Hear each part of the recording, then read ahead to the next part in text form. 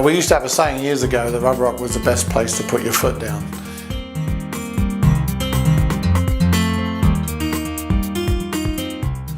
When I was doing some work for my father, I belonged to a family business in floor covering, and I found it in France and I brought it to America in 1983. Started doing it at the beginning of that year, did our first job, and it's still there today.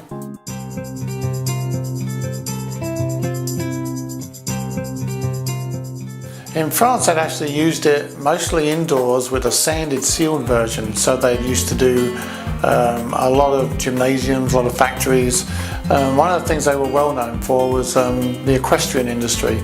So they did a lot of horse boxes, horse trailers, and they've been doing that with liquid latex and rubber for almost 80 or 90 years.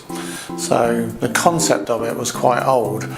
A young chemist, a French chemist, started using urethanes for the system, and that was when I got to know them and got involved in it.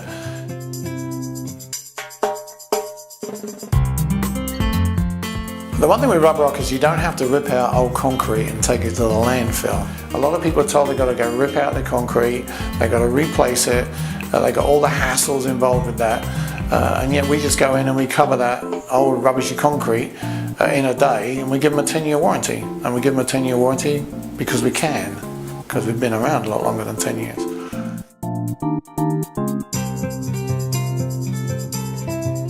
Well, I wanted to make all of our products out of recycled material, so I went around and found companies like Brown Shoe Company that used to have their byproduct when they stamped out a shoe, and I'd buy their offcuts, and I'd granulate it and turn it into a 1 to 3 millimeter granule to be used for pool decks.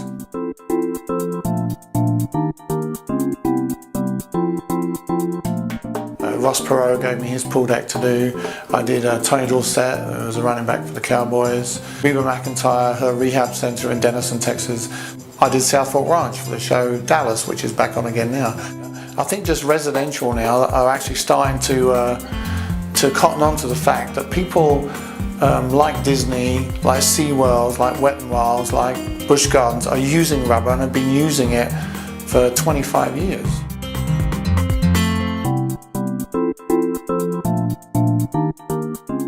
And we had an engineer who came to us, and this is how we started doing pool decks, a guy called William D. Lodge.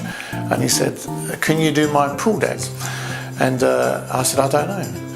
And he said, "Well, it just makes sense to put it around a pool deck. Where you got water, you got kids, and you got concrete, they don't make sense. But they've been doing it for so long that they don't know any different." We went and did his pool deck, and we did it all by hand. It took us about a week to do something that now takes us about 5 hours. And that deck is still there today.